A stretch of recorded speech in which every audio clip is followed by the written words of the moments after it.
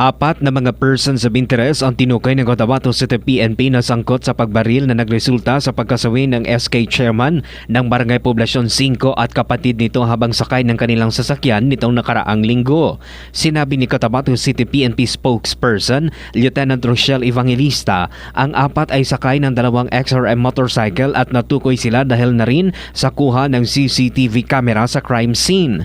Sinabi ni Evangelista, 89 na mga bala ng caliber .45 pistol at 9mm ang na-recover sa crime scene. Isa naman ang personal grudge sa mga sinusundang anggulo ngayon ng PNP sa ambush.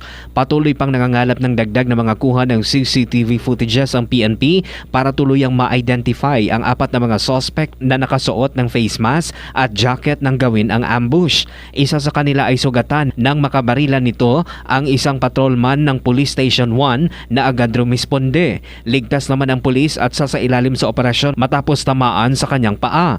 Nananawagan naman si Evangelista sa publiko na iwasang magpakalat ng mga maling impormasyon kaugnay sa insidente dahil wala itong magandang maidudulot sa paglaban sa kriminalidad. Pinapapayuhan po rin po namin ang lahat na maging mapagmatsyag, kalmado at makiisa po sa opisyal na impormasyon mula sa CCPO. Iwasan po natin yung pagkalat ng haka-haka o hindi beripikadong balita.